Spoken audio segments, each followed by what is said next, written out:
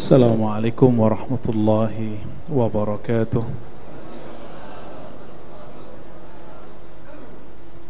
Alhamdulillahilladzi ahsa kulla syai'in fi imamin mubin. Walhamdulillahilladzi khalaqana biqadarin fa ahsana qadrah.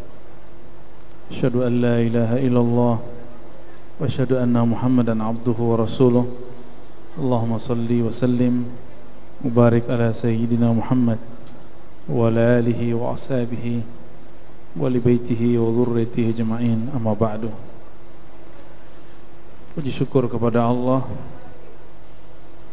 Alhamdulillah, malam ini kita masih diizinkan untuk hidup, untuk belajar, untuk mengenal Allah Subhanahu wa ta'ala.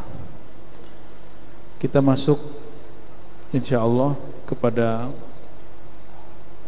rukun iman yang keenam, ya. Kalau di kitab ini Al-Khamis min Syu'abil Iman, cabang-cabang iman yang kelima. Cabang-cabang iman yang kelima yaitu tentang takdir, ya.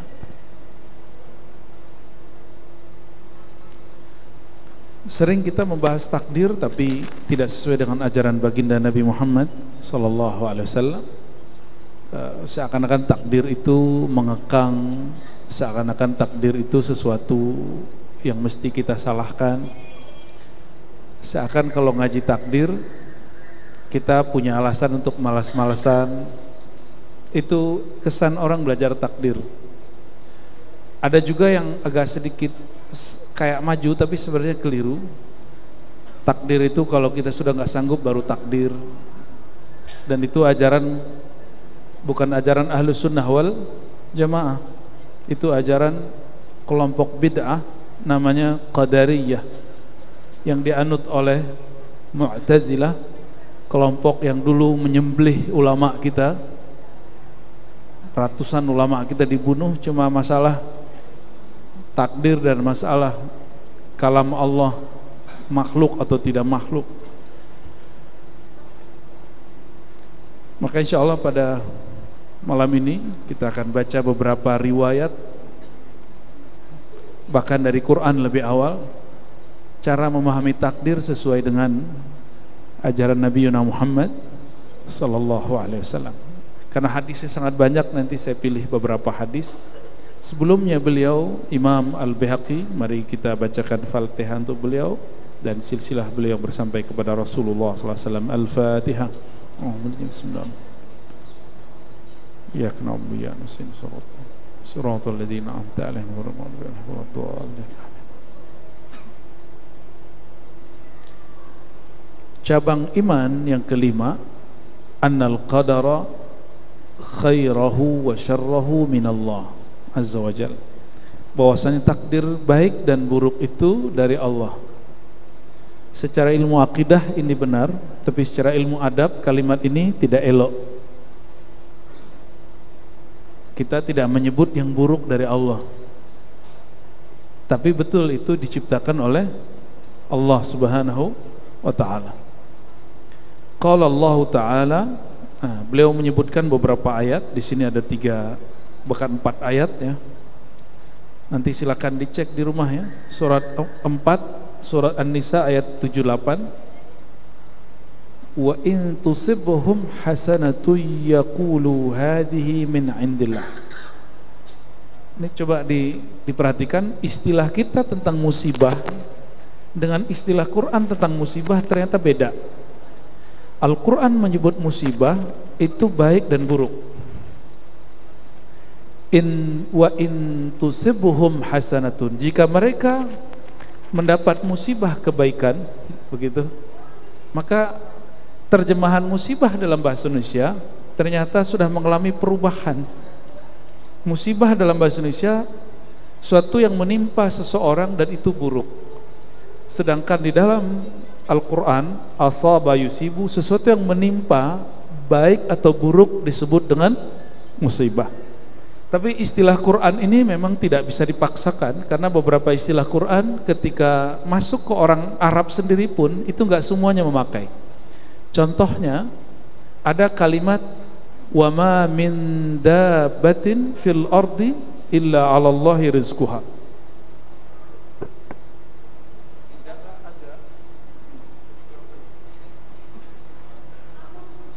Tidaklah ada dabah semua yang berjalan di muka bumi, yang melata di muka bumi, kecuali Allah tanggung rezekinya. Tapi orang Arab menyebut kata dabah khusus untuk binatang, hewan. Jadi saya nggak boleh panggil wahai dabah wahai binatang. Jadi istilah Qur'ani tidak mesti kemudian dipakai secara living, secara langsung di kehidupan kita. Maka living Quran itu menjadi salah satu ilmu penting hari ini di kampus-kampus keislaman, bahwa ada proses pembudayaan isi-isi daripada Al-Quran, termasuk kayak Yasinan. Itu kan Quran yang jadi budaya, benar nggak? Tahlilan itu living sunnah, living Quran. Apalagi Kahfian, one day one juz, itu salah satu bentuk dari living Quran. Bahkan orang pakai jimat, pakai mantra yang dibaca Quran, itu bagian dari living Quran. Berarti ada islamisasi mantra, cuma gagal ya.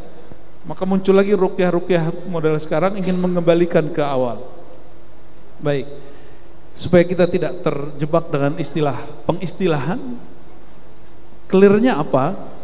Musibah di Quran dalam surah An-Nisa baik dan buruk ya. Wa in tusibhum hasanatun, jika kebaikan menimpa mereka, mereka berkata ini dari Allah. Wa in tusibhum sayyi'atun, jika keburukan menimpa mereka, mereka mengatakan hadhihi min indik, ini dari engkau wahai Muhammad.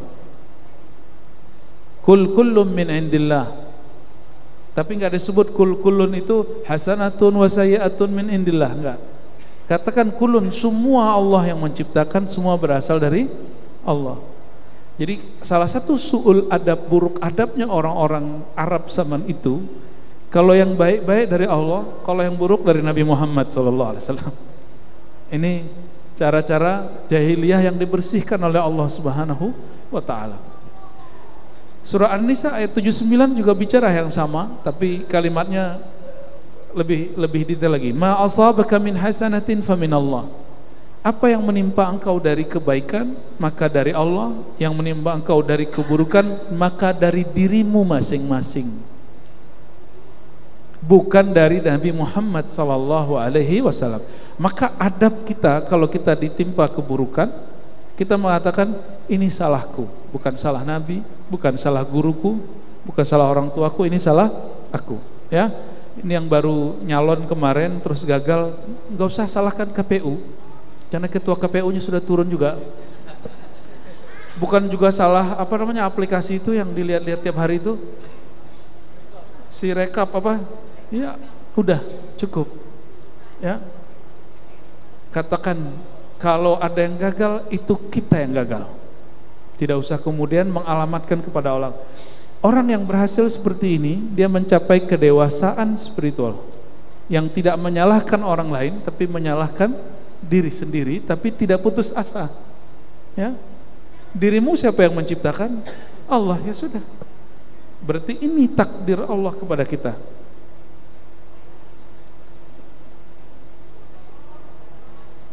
Maka Imam Al-Baihaqi mengatakan, ini sesuai dengan kaidah Ahlussunnah, semua nikmat baik itu adalah kebaikan Allah kepadamu, semua pengalaman burukmu adalah usahamu sendiri, hasil usahamu sendiri. Allah itu sudah memberikan jalan terbaik buat kita, kita yang pengen yang buruk, barangkali begitu.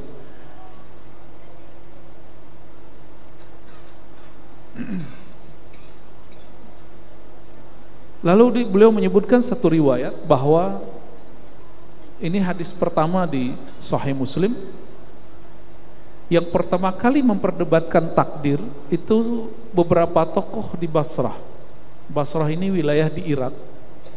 Kota Basrah ini kota santri. Tapi ada santri yang lurus, ada santri yang bengkok. Ma'bad Al-Juhani, muncul seseorang namanya Ma'bad Al-Juhani, ini santri agak cerdas tapi bengkok. Hafal Quran, hafal banyak ibarat, tapi dia menyimpang. Ma'bad Al-Juhani mengatakan apa? Enggak ada takdir. Takdir tidak ada. Ma'bad Juhani lah yang kemudian disebut bapak anti takdir dalam Islam. Lalu apakah statusnya masih muslim? Di sini disebutkan bahwa Yahya bin Ya'mar dan temannya Humaid Al-Himyari datang ke Madinah sekedar mencari Abdullah bin Umar untuk menanyakan status keislaman orang yang mengingkari takdir. Apa kata Sayyidina Abdullah bin Umar? Inni bari'um minhum. Aku berlepas diri dari mereka dan mereka terlepas daripada aku. Ini menjadi masalah. Apa maksud Sayyidina Abdullah bin Umar mengatakan aku lepas dari mereka, mereka lepas dariku?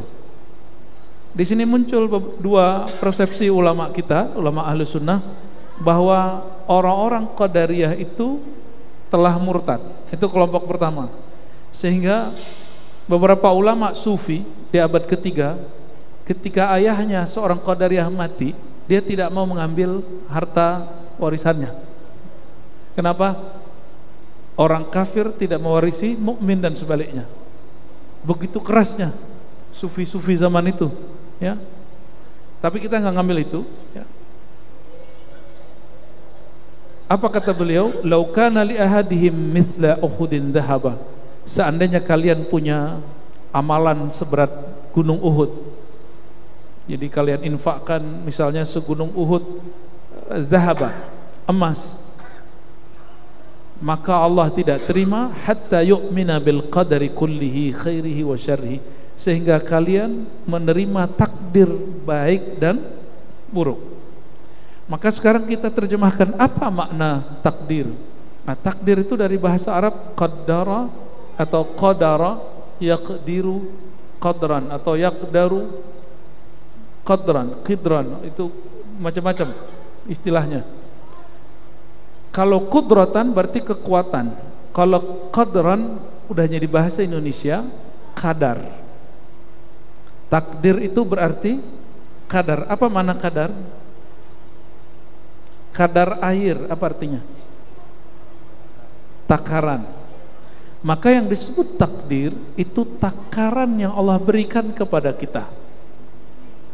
Itu yang disebut takdir.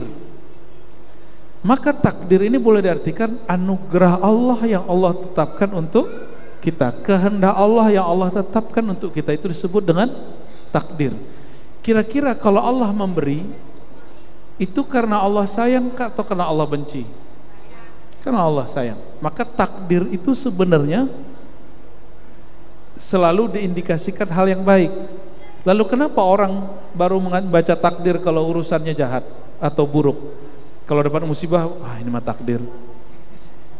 Kalau dia lagi baik, dia nggak bilang itu takdir, itu usaha gua. Jadi kebalikan logika Quran. Quran mengajarkan jika engkau mendapatkan kebaikan, katakan itu dari Allah. Jika mendapatkan keburukan, katakan itu darimu. Tapi orang hari ini mengatakan apa? Kalau dia lagi gagal, dia salahkan Allah. Tapi kalau dia lagi sukses, dia mengatakan ini karena cerdas aku, ini karena pinter aku, ini karena relasi aku. Kebalik dengan logika Quran, pantesan jadi orang stres, ya.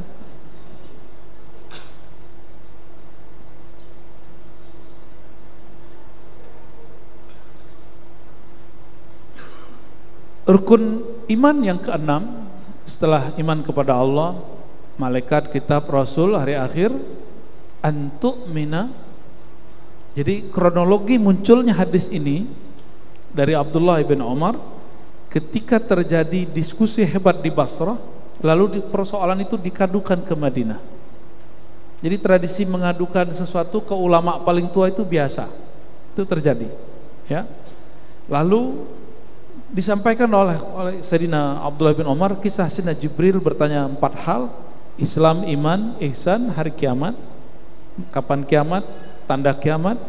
Pada bab al-iman ada kalimat antu'mina, engkau percaya, beriman kepada Allah, malaikat, kitab, rasul, takdir. Ada tambahan di riwayat Abdullah bin Umar.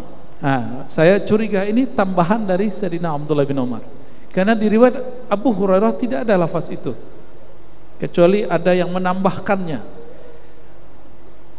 Bil qadari, kadar itu khairihi wa syarrihi, baik dan buruk, hulwihi wa murrihi, manis atau pahit.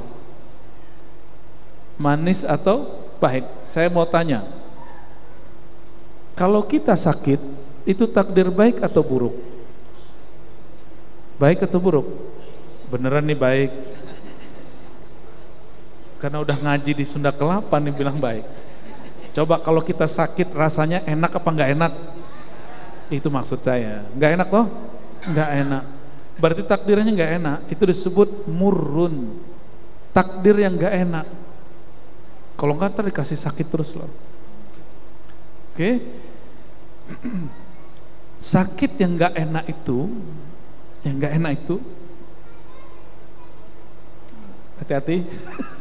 Saya mau pelan-pelan nih masuknya. Dengan sehat yang enak itu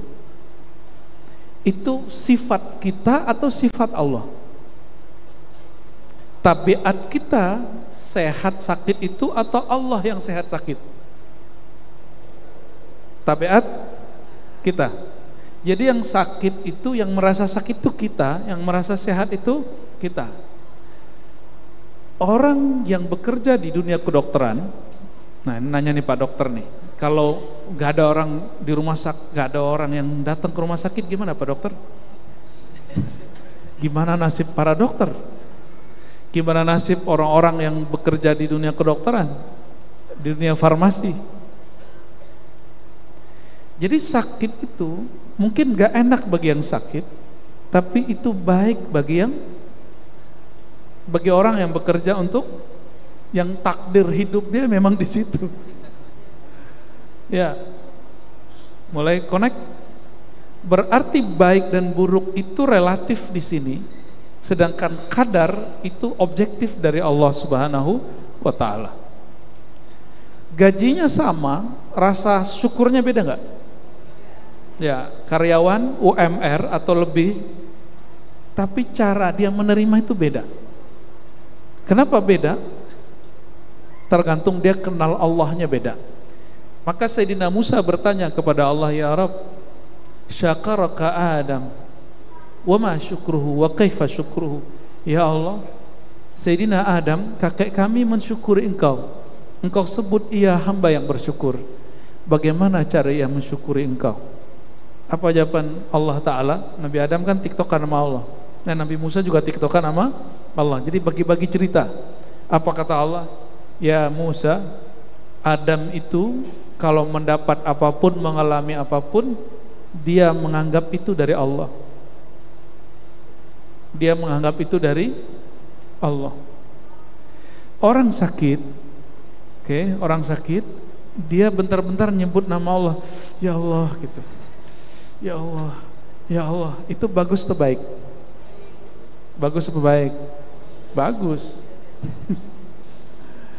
Betul nggak? Orang yang gagal selama ini dia terus sukses, terus tiba-tiba dijatuh sesaat dan itu runtuhnya luar biasa. Akhirnya dia sering datang ke sholat ke masjid, dia sering tahajud, dia sering muhasabah diri. Itu bagus atau tidak? Ya, maka Ibnu Athaillah radhiyallahu ta'ala anhu mengatakan apa? Jika engkau tidak mengenal kebaikannya saat nikmat itu ada, dia akan menegurmu dengan ketiadaan nikmat. Pilih mana? Pilih mana? Yo, ya. Nggak bisa milih kita. Kita hanya bisa usaha, tapi Allah yang memilihkan untuk kita. Maka bab takdir ini ada kaitannya dengan rohani, yaitu satu bab, dua bab, yaitu syukur, sabar, bahkan ada tambahan ketiga, ridha. Ridho itu gabungan dari syukur dan sabar. Ridho itu rela. Orang yang sakit lalu dia menerima sakitnya, dia akan merasakan sakit itu nikmat. Udah pernah ngerasain sakit nikmat belum? Belum, karena belum ridho, karena belum terima. Orang yang mengalami yang buruk, dia tidak merasakan perhatian Allah saat dia mengalami takdir buruk, itu karena dia belum menerima takdirnya. Teori doang, ya saya akan ngalamin. Ya, takdir apa yang terburuk yang antum alami, mungkin saya lebih dari itu. Ya.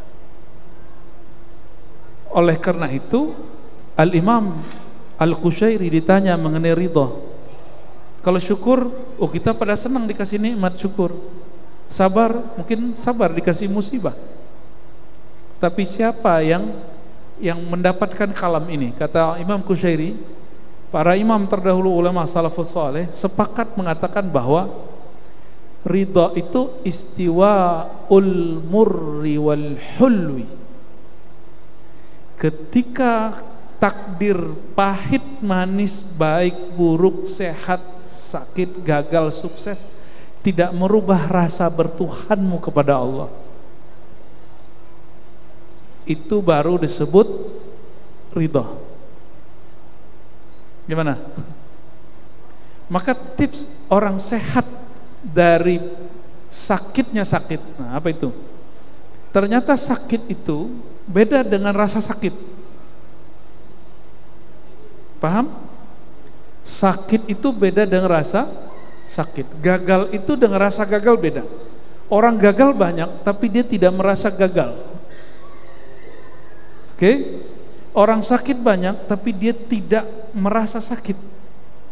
Itu orang yang menerima takdir. Maka bagi siapapun yang sedang mengalami sakit, coba terima sakitnya. Siapa yang pernah mengalami gagal atau sedang rugi, sedang tidak baik nasibnya, katakan, ya Allah, aku ridho dengan apa yang terjadi pada diriku. Sebagaimana engkau katakan, famin nafsik, itu salah diriku bukan salah engkau. Pakaikan adab kepada Allah biar Allah kemudian juga memakaikan adabnya kepada kita. Ya, karena kita berburuk sangka kepada Allah, Allah pun tambah jahat. Bukan jahat sebenarnya, yang jahat itu pikiran kita. Ana inda dhanni abdi. Karena engkau berpikir jahat kepada Allah, apapun yang terjadi padamu, engkau merasa Allah itu jahat. Jadi tiap hari kita mikir Allah jahat, Allah jahat. Ya, itu. Padahal Allah selalu baik. Gak usah jauh-jauh. Punya tetangga, kita gak senang sama dia senyum. Tersinggung gak? Ya, dia senyum, kita tersinggung gak? Nyengir gitu. Dia nganterin makanan, hadiah misalnya, berbagi. Kita coba, makanan gak enak begini dikasih sama kita. Ya, udahlah dikasih, protes. Nah, sifat kita begitu.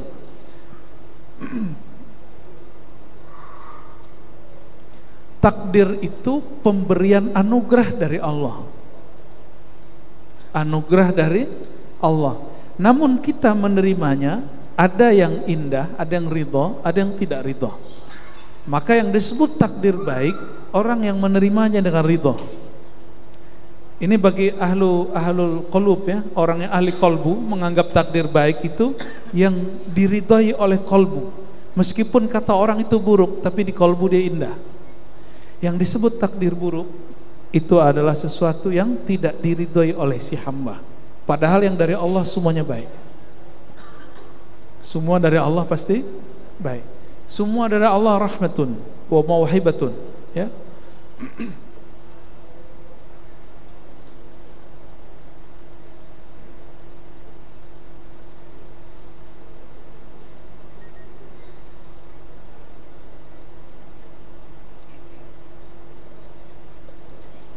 Satu kali Ibnu Ad-Dailami mendatangi sahabat Nabi Ubay bin Ka'ab. Apa kata dia? Waqa'a fi nafsi syai'un.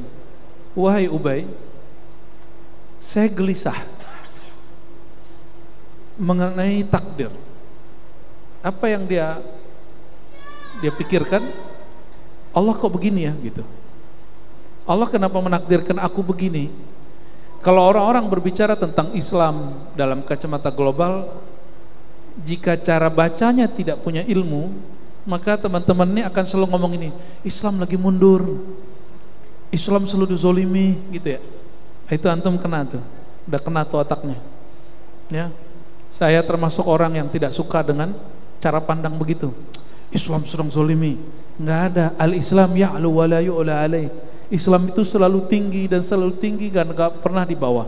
Islam tidak pernah dizolimi karena Islam itu suci, Islam itu qadim, Islam itu di sisi Allah. Mana ada yang qadim dizolimi oleh yang hadis yang baru dicipta. Oke? Islam tidak pernah dizolimi. Hanya orang yang mengaku Islam, dia merasa dizolimi. Paham? Oke, sudah nyambung? Islam tidak pernah dizolimi. Kalau ada orang bakar mushaf Quran, dia tidak sedang bakar Quran, karena ini kumpulan lembaran-lembaran. Dia hanya membakar huruf-huruf yang ditulis di dalam lembaran ini. Sedangkan Quran kalam Allah qadim, yang ada pada zat Allah, mustahil disentuh, mustahil dibakar, mustahil dihina. Yang dihina cuma mushaf. Quran tidak akan pernah bisa dihina. Maka saya ngajar orientalism, kritik kita terhadap orientalisme yang bahas Quran, kita memberikan pencerahan kepada mahasiswa begitu. Ya nggak usah khawatir, nggak usah merasa Islam itu dihina, Quran dihina, biasa aja. Ya. Yang dihina itu orang yang merasa Islam. Oke? Karena inna din, sesungguhnya din di sisi Allah, indallahil Islam. Kalau di sisi Allah pasti mulia. Nah, jadi tolong diubah konsepnya. Islam tidak pernah hina, tidak pernah kalah, tidak pernah mundur. Islam tetap tinggi. Orang Islamnya yang mundur, orang yang merasa berislam tapi dia tidak serius berislamnya, itu yang mundur, itu yang gagal, itu yang tidak maju. Di masa Rasulullah SAW menyebar Islam di Mekah, di Madinah, kita di Indonesia belum ada, di negeri Indonesia belum ada Muslim Indonesia.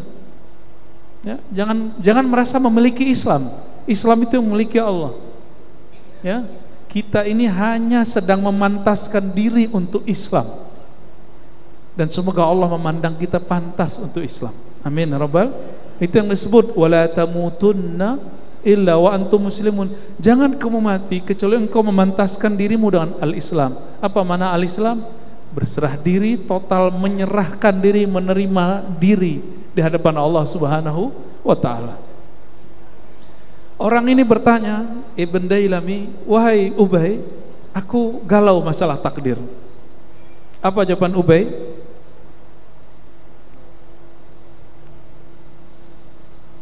Lau anna Allah adzaba ahla samawatihi wa ahla ardihi adzabahu wa huwa ghairu zalimin lahum walau rahimahum. Seandainya Allah menyiksa semua penduduk langit, semua penduduk bumi, Allah tidak disebut zalim. Itu logika sahabat Nabi Ubay. Walau rahimahum kana rahmatu khairan lahum min a'malihim. Seandainya Allah memberi kasih sayang kepada hamba Allah di langit dan di bumi, kasih sayangnya lebih tinggi mulia dari amal mereka. Oke, lau anfaqta misla uhdin dhahaban fi sabilillah ma taqabbalahu Allah minka hatta tu'mina bil qadar. Seandainya engkau punya harta segunung Salak, segunung Gunung Gede, Bogor, apalagi Gunung Rinjani, lalu kamu infakkan semuanya di jalan Allah, tapi engkau tidak percaya dengan masalah ini, takdir, amalmu tidak diterima. Amalmu tidak diterima. Maka saya khawatir kepada orang yang berjuang dalam pergerakan Islam lalu mengatakan, jika kita sudah tidak sanggup berusaha, itu baru takdir. Saya khawatir orang ini tidak diterima perjuangannya di sisi Allah Subhanahu wa ta'ala, tidak diterima amalnya di sisi Allah. Kita karena sayang kita sampaikan ini, tapi dia salah paham sama kita ya. Ternyata masih ada kelompok Qadariyah sampai hari ini di Indonesia, dan ormasnya sudah dibubarkan. Tsumma laqitu apa kata beliau, wa ta'lam anna ma asabaka lam yakun liyukhti'ak wa ma akhta lam yakun yusibak law mutta ala ghairi dzalik la dakhaltan nar. Orang yang mati dalam keadaan tidak percaya takdir, dia akan mati disiksa dalam neraka. Bahkan sebelum dia masuk neraka dia sudah disiksa.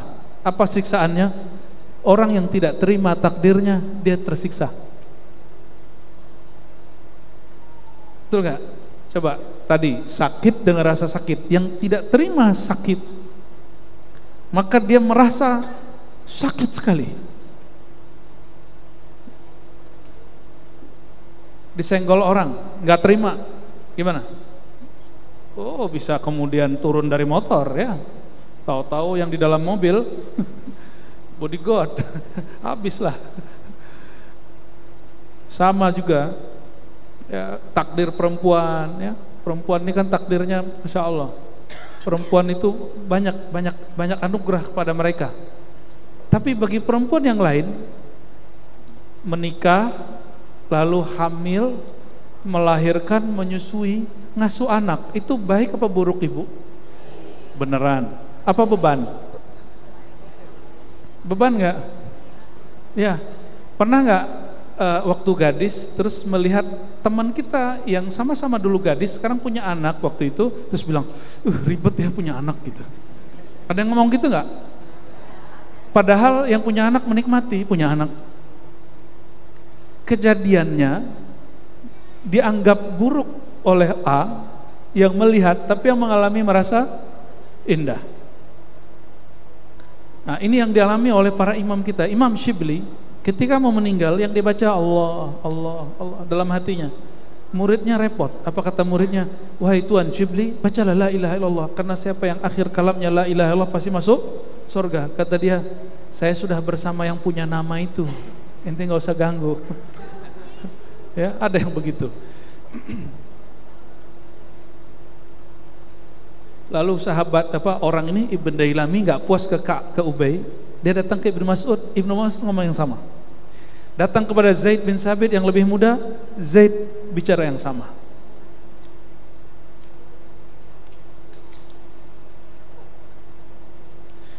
Saya mau tanya, adakah yang terjadi di alam semesta di luar takdir Allah? Ada nggak?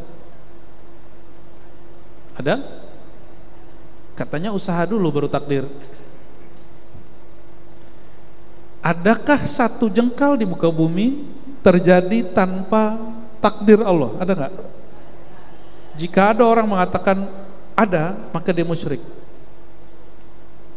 Maka dia musyrik. Berarti apapun yang terjadi, satu detik berlalu, semua dalam takdir Allah Subhanahu wa ta'ala.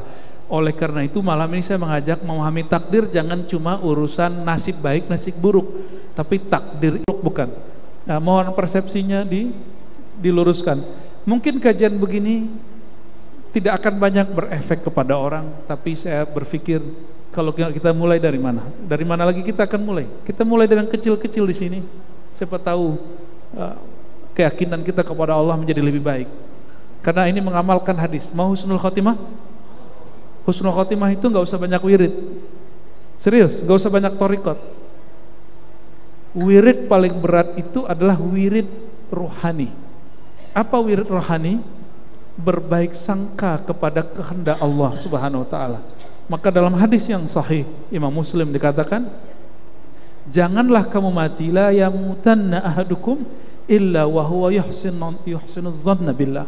Janganlah kamu meregang nyawa, berpisah nyawamu dengan badanmu, kecuali hatimu, kolbumu, ruhanimu berbaik sangka dengan semua yang Allah kehendaki kepadamu. Dan baik sangka itu dilatih dari mengatakan aku ridho kepada kehendak Allah. Sudah ridho belum? Saya yakin di badannya ini ada sakit, minimal sakit punggung. Ya, kalau duduk lama sakit punggung nggak? Ya, kesemutan, rematik, asam urat, ya. Ada mulai masuk ke jantung, ada mulai ke liver, pankreas. Yang disalahin nanti siapa ya? Semenjak saya ngaji di Sunda Kelapa, saya jadi sakit gula, gitu gak? Ya, kenapa? Setiap Senin dan Kamis dikasih makan sama orang Sunda Kelapa. Begitu cara berpikirnya? Alhamdulillah.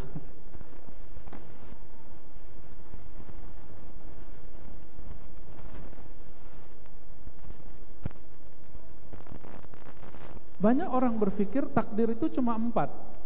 Ada kan yang ngomong gitu kan? Apa aja tuh? Rezeki, amal, ajal, baik buruk, begitu ya? Saya mau tanya Bapak Ibu, 4 itu mencakup hidup kita atau bukan? Jadi ada seorang ustadz di kampung kita dulu, khotbah sudah 20 tahun bunyinya begitu. Apa kata dia? Tapi sekarang udah berubah ya, sekarang udah berubah. Takdir itu cuma 4, di luar itu nggak takdir. Terus ini salah paham. Ya, ada sebuah hadis yang menyebutkan bahwa inna ahadakum yujma' khalquhu, disebutkan di sini ya. Seseorang dimulai penciptaannya semenjak dia di dalam perut ibunya, di rahim ibunya, lalu Allah kirim malaikat untuk menuliskan takdirnya. Disebutkan detail jadi situ 4. 1 rezeki, amal, ajal, baik dan buruk. Di luar ini bukan takdir, kata dia begitu. Coba cek ya. Rezeki mulai dari kita ada di perut ibu kita sampai hari ini, nafas yang kita hirup, bahkan air ketuban yang dulu diminum itu, dan makanan yang dikirim lewat plasenta, itu bagian dari rezeki Allah. Rezeki itu bukan hanya duit dan gaji. Dan saya sudah sering sampaikan, kalau gaji mungkin UMR atau 2 kali lipat atau tunjangannya sekian, atau ada orang yang berlipat-lipat, oke. Tapi rezeki bukan itu. Banyak orang yang gajinya 100 juta tapi dia nggak berangkat haji. Ada orang gajinya cuma 100 ribu tapi dia naik haji, Pak. Itu namanya rezeki. Maka rezeki beda dengan gaji. Kita sering menyampaikan ini supaya orang tidak mengerdilkan apa yang Allah beri. Bisa nafas? Masih ingat masa Covid? Waktu Covid masih ingat betapa mahalnya oksigen? Kami baru naik gunung, ternyata di gunung kalau sampai di titik tertentu itu oksigennya menipis. Betul ya? Oksigen menipis. Ngapain juga naik gunung ya? Tapi seru juga. Kita susah-susah naik, tapi karena hati itu enak, senang, takdir itu terasa indah. Ya. Orang barat, filosofnya, ada satu orang filosof menganggap pernikahan itu awal perbudakan. Tapi di negeri-negeri timur seperti kita, pernikahan itu adalah awal kebahagiaan. Beda kan? Beda. Orang barat itu sudah terlalu, hidupnya sudah terlalu, egonya terlalu maju. Ya. Membuatin kopi tiap pagi itu dianggap perbudakan. Bekerja lalu hasilnya itu dibagi ke pasangan, itu dianggap perbudakan. Nauzubillah min dzalik, ya. Tapi jadi filsafat loh itu. Ternyata enggak semua filsafat juga baik.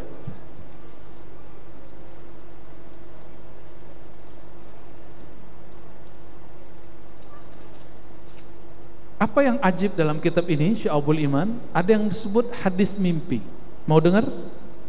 Ini dalil saya kenapa kita boleh menceritakan mimpi orang tentang Rasulullah atau mimpi kita terhadap Rasulullah SAW, tapi dengan cara yang benar, dengan cara yang tepat. Ya, jangan seperti orang-orang jahil mengatakan, nggak boleh riya, mimpi ketemu Rasulullah nggak boleh ceritakan.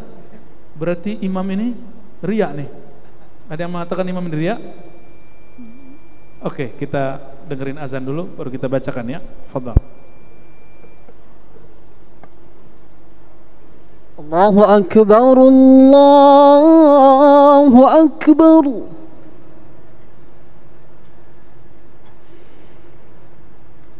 Allahu Akbar, Allahu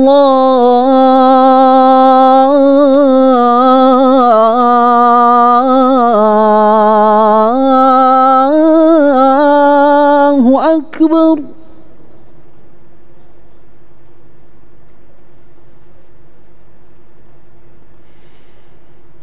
أشهد أن لا إله إلا الله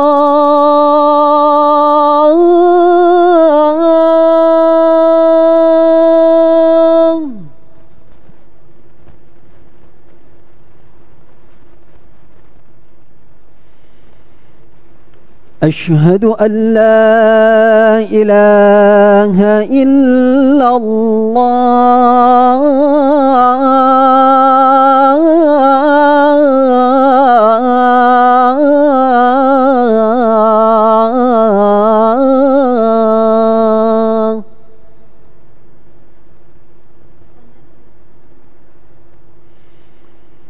أشهد أن محمدًا رسول الله.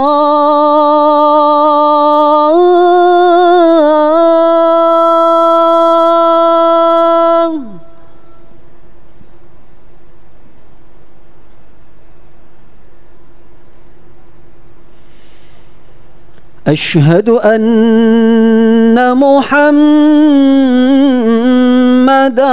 رسول الله.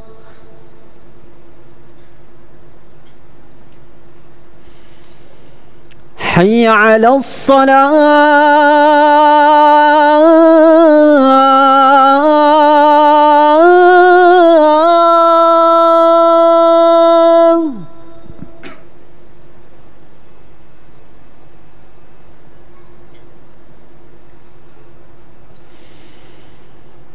حي على الصلاة.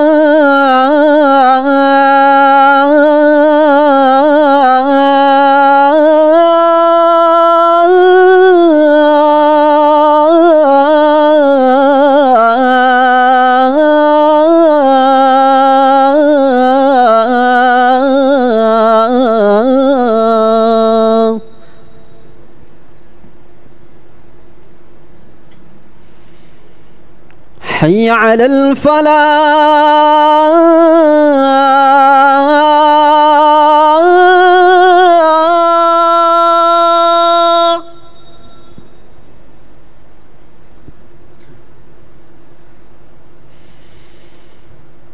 حي على الفلاح.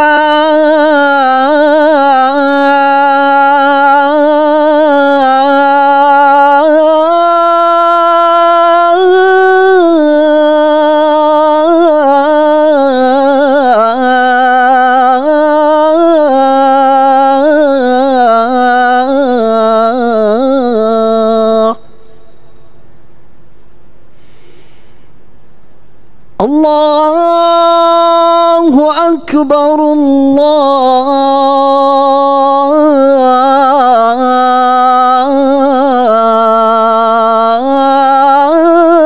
الله أكبر. لا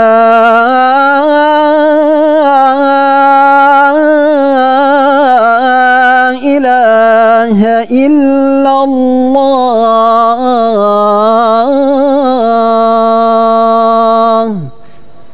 لا إله إلا الله محمد رسول الله صلى الله عليه وسلم.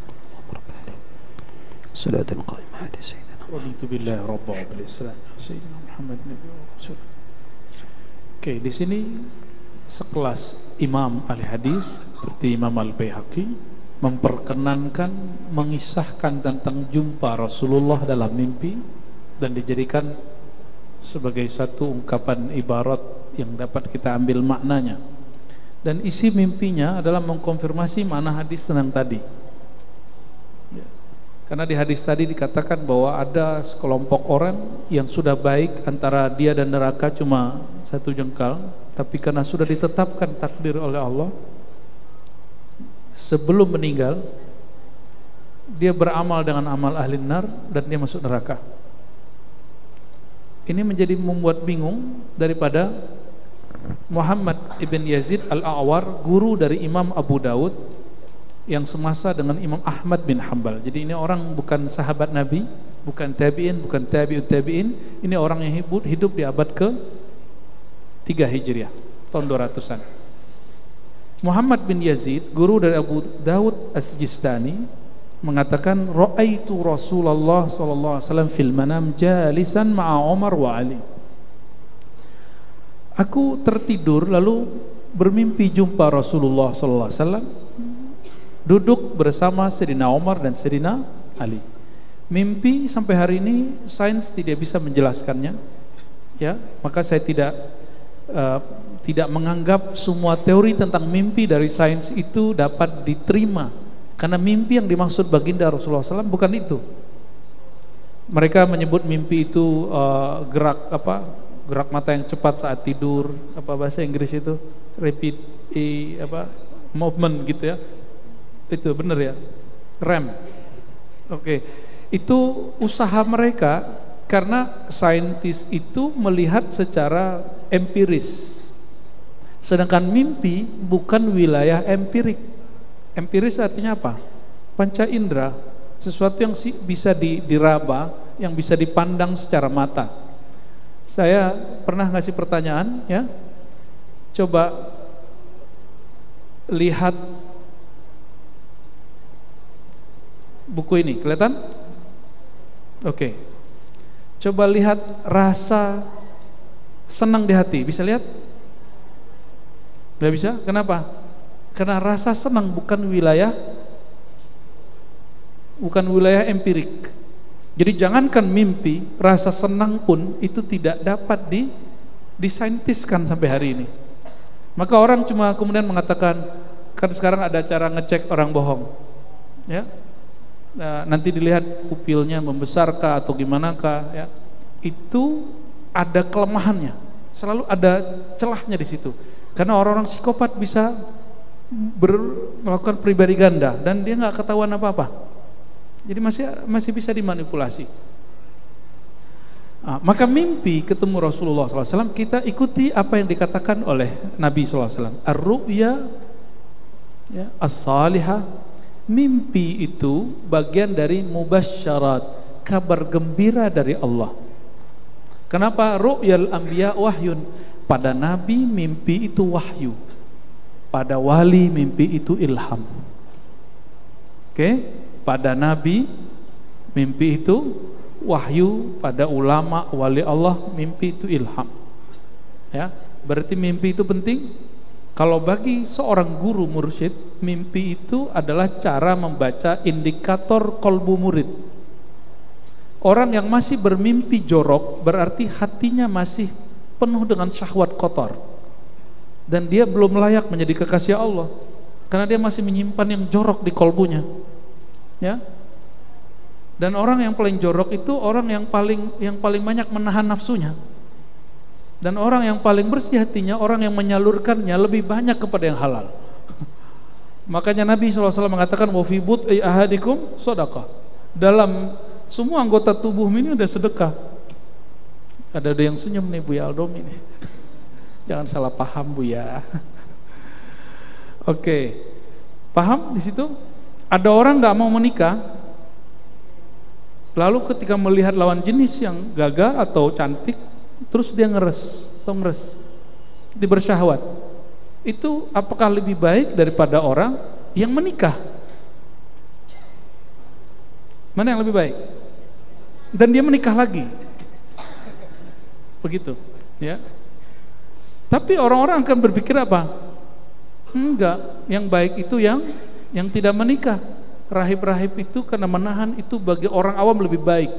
Rahib, orang suci, mesti dia tidak melakukan hal-hal yang beginian. Itu persepsi orang awam. Tapi Rasulullah SAW tidak begitu, ya. Nah, jadi cara ngecek kolbu seseorang itu oke atau tidak, itu mimpinya apa. Jadi mimpi itu Allah ciptakan bukan sia-sia. Oke, jadi tidak ada namanya bunga tidur bagi seorang guru. Nah, yang ada antumnya halu. Apa kata beliau? Aku bermimpi ketemu Nabi SAW, Sayyidina Umar, Sayyidina Ali, dan bertanya tentang hadis Abdullah bin Mas'ud. Jadi bisa konfirmasi ilmu dalam. Jadi dia dalam mimpi aja nanya ke Rasulullah, apalagi kalau lagi jaga. Antum kira-kira kalau mimpi ketemu Nabi ngapain? Belum tahu kan? Orang ini kalau ketemu Nabi dia bilang, saya kalau ketemu Rasulullah saya mau nanya hadis ini. Ini orang ini. Dan benar dia mimpi ketemu Rasulullah SAW dan menanyakan hadis itu. Lalu Nabi SAW menjawab bahwa ini adalah bab takdir, ya. Fa'adaha salasan ghafarallahu lil amas, ya. Oke, saya nggak membahas tentang isinya, tapi hanya ingin menyampaikan bahwa bab hadis mimpi boleh dijadikan satu bahan kabar gembira di dalam kajian, bahkan ditaruh di dalam kitab-kitab yang ilmiah. Ini kitab ini ilmiah bukan? Kitab ini ilmiah menurut ahli hadis karena dia menggunakan riwayat itu yang disebut ilmiah dalam tradisi ahli hadis. Bapak Ibu yang bukan Allah, mungkin bab takdir tidak bisa kita baca semua, ya kita skip dulu. Bulan depan kalau umur panjang kita sambung. Namun yang dapat kita ambil dari teks sebelumnya adalah bahwa takdir itu melingkupi semua kejadian di alam semesta. Pintar-pintar cara menerimanya, ya, terimalah dengan ridha. Ada pertanyaan kah? Silakan diatur. Ya.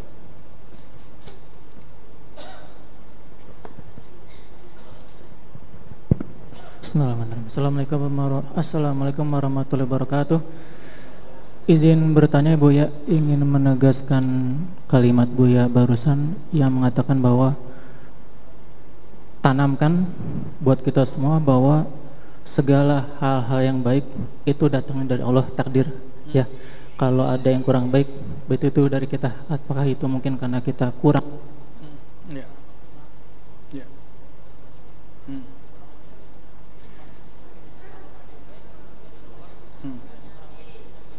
Baik.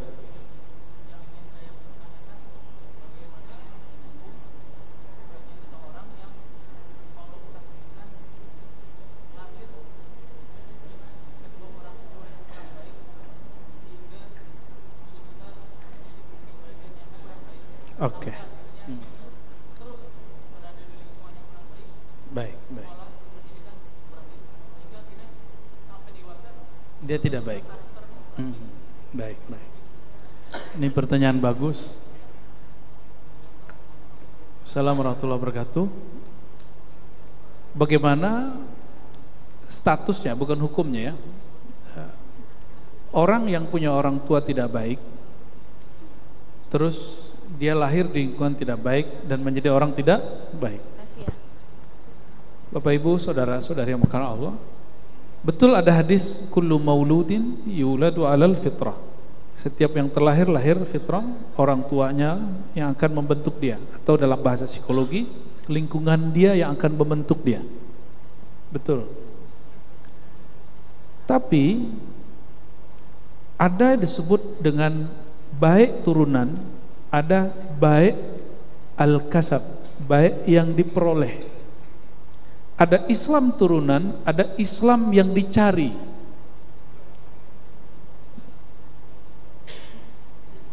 Maka di Quran kata usaha mencari itu disebut dengan kasab. Ya, kata kasab muncul di ayat apa? Al-Baqarah ayat berapa? Gimana bunyinya? Hah?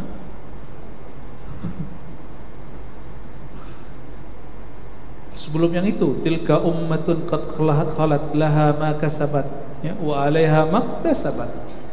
Itu umat terdahulu, orang tua kita orang terdahulu. Laha ma kasabat, yang mereka lakukan mereka yang nanggung. Maka tidak ada namanya dosa warisan. Maka saya juga tidak menerima namanya Islam warisan. Tidak ada namanya agama warisan. Agama itu mesti kita yang mencari. Adapun kita terlahir, diazankan, itu anugerah dari Allah SWT, ya, anugerah dari Allah SWT. Tapi kita harus mengisi keislaman itu. Gimana kalau orang tua kita non muslim? Apakah itu takdir buruk? Enggak juga. Banyak kok yang terlahir muslim gak baik juga, korupsi juga. Betul gak? Banyak yang terlahir non muslim gak korupsi, ada juga.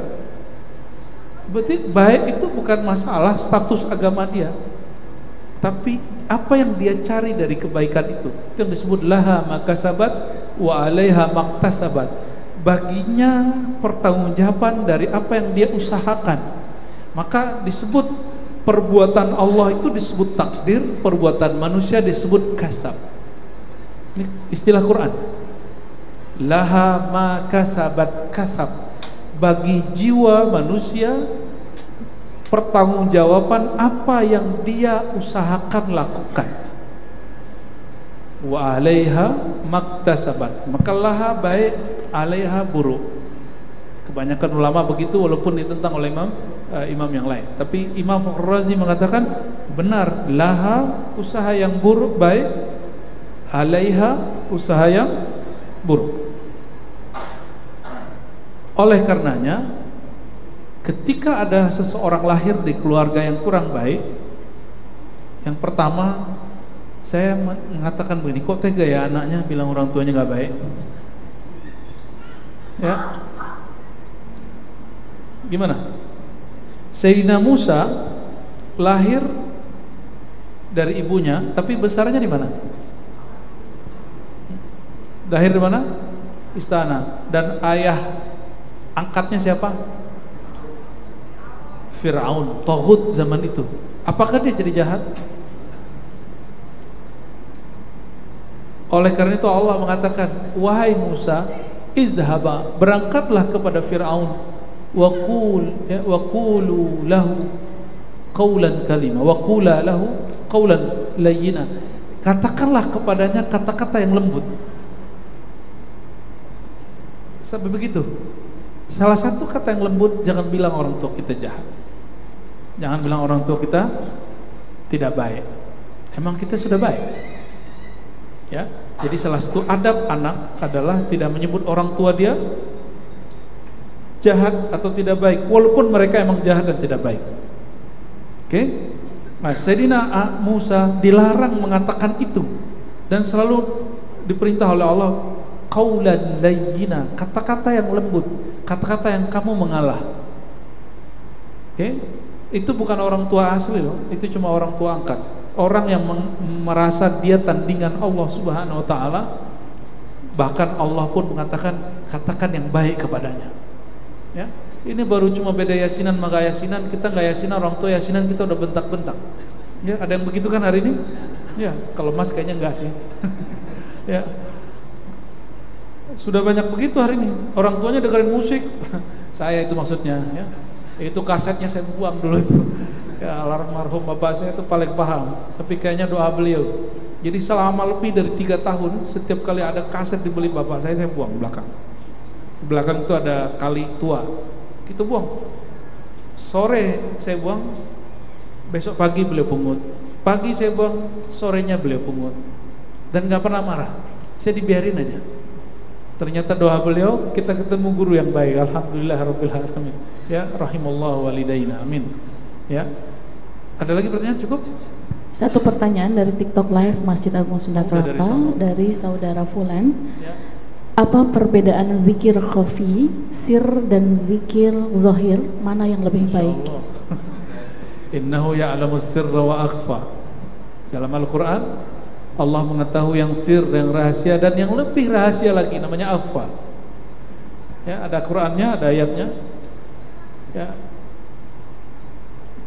Juga ada ya'lamul jahra, Allah mengetahui yang jahar. Nah, zikir itu adalah proses mengingat Allah Subhanahu wa taala. Lidah itu tidak mengingat, dia cuma menyebut. Maka zikir lidah menyebut, zikir kolbu mengingat. Apa yang diingat bukan yang ada di kepala. Maka zikir akal, dia mengenang kebaikan-kebaikan Allah selama di bumi. Karena akal nggak bisa mikirin sebelum lahir. Ada yang tahu apa yang dia lakukan sebelum lahir? Yang ruhnya alami sebelum lahir, ada yang ingat? Kita tidak ingat. Maka diutus para rasul, para wali Allah untuk mengingatkan kepada kita bahwa ruh kamu sebelum lahir di sini itu sudah jumpa dengan Allah SWT. Maka pada hakikatnya zikir itu adalah teringatnya ruh itu kepada yang meniupkannya. Itu dia, itu yang disebut zikir. Adapun zikir subhanallah, subhanallah itu latihan zikir. Itu latihan zikir 100 kali, maka dia perlu angka. Kalau ruhani dia tidak perlu angka. Jadi kalau ada orang ngomong gini, ngapain zikir pakai angka? Dia berbicara tidak pada tempatnya. Karena Rasulullah SAW mengajarkan zikir latihan pakai angka 33, 25, 10, 100, 70. Jadi angka itu muncul dari hadiratin Nabi SAW. Angka itu latihan. Maka disebut di Quran, uzkurullah, wahai orang beriman, sebutlah Allah zikran katsira, dengan angka yang banyak. Itu latihan. Itu yang zikir jahar. Zikir jahar. Lalu dia ada zikir yang juga berangka tapi dia tidak jahar, disebut zikir khafi. Zikir khafi. Zikir khafi, zikir yang tidak terdengar oleh telinga ini tapi terdengar oleh telinga batin, dan dia masih ada angkanya. Makanya di dalam ilmu zikir ada menyebut nama Allah 1000, 7000, itu latihan. Dan itu bukan tujuan, tapi dia masih disebut latihan, belum zikir yang sebenarnya. Zikir yang sebenarnya ketika rohani kembali memandang kepada Allah Subhanahu wa ta'ala. Nah, ini yang disebut akhfa, tapi bukan akhfa yang disebut dalam latifah ilmu thariqah, 7 latifah, bukan. Akhfa di situ sesuatu yang lebih halus, lebih tersembunyi daripada yang dibayangkan semua makhluk. Jika ada zikir kebayang sama kita lebih mulia dari itu, lebih tersembunyi dari itu, ya. Wah, itu 12 SKS itu. Karena zikir ini banyak macam-macamnya, ya. Barangkali itu, ya. Semoga malam ini pengetahuan kita tentang takdir sedikit mulai berubah, naik, ya. Dan tentang al-Islam juga mulai positif, dan tidak ada lagi pikiran bahwa Islam mundur, Islam hancur. Yang hancur cuma orang yang mengaku Islam, ya. Tidak ada takdir yang benar-benar buruk, yang hanya adalah perasaan kita tentang takdir itu buruk. Itu yang dimaksud dengan hadis, engkau percaya kepada takdir, apakah rasanya buruk, apakah rasanya baik. Dan solusinya hanya satu, kul raditu billah, katakan aku ridho kepada Allah, tazuk halawatal iman, kalian akan merasakan manisnya iman, akan merasa bahagia di dunia. Baik, kita tutup dengan doa. Allahumma sholli ala sayyidina Muhammad. Allahumma ya rahman rahim, ya qadir ya qadir ya qadir, ya rabbal maqadir, ya Allah yang maha mentakdirkan kami. Sholli ala sayyidina Muhammad, sampaikan salam kami kepada Nabi Muhammad sallallahu alaihi wasallam. Allahumma altuf bina fi maqadirika, ya Allah, engkau yang maha menentukan kadar hidup kami, kadar nasib kami. Lembutkanlah takdir engkau pada kami, ya Allah. Ya Allah, kami yakin semua yang engkau kehendaki itu baik, namun hati kami kadang yang tidak baik. Maka ya Rabb, aslih lana syu'unana, aslih lana qulubana, aslih lana asrarana, aslih lana arwahana.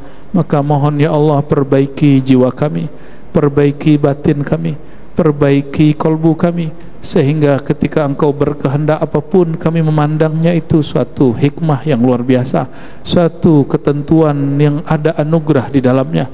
Allahumma ya Allah, qina syarra ma qadait. Jika memang ada takdir yang buruk dalam persepsi kami, tolong jaga kami dari semua takdir yang buruk. Jadikan takdir kami menjadi takdir yang baik. Wa sallallahu ala sayyidil wujud, sayyidis saqalain, sayyidil qaunain, jaddil hasanain, wa ala alihi wa ashabihi ajma'in, walhamdulillahi rabbil alamin. Subhanakallahumma wa bihamdika asyhadu an la ilaha illa anta astaghfiruka wa atubu ilaik. Assalamualaikum warahmatullahi wabarakatuh.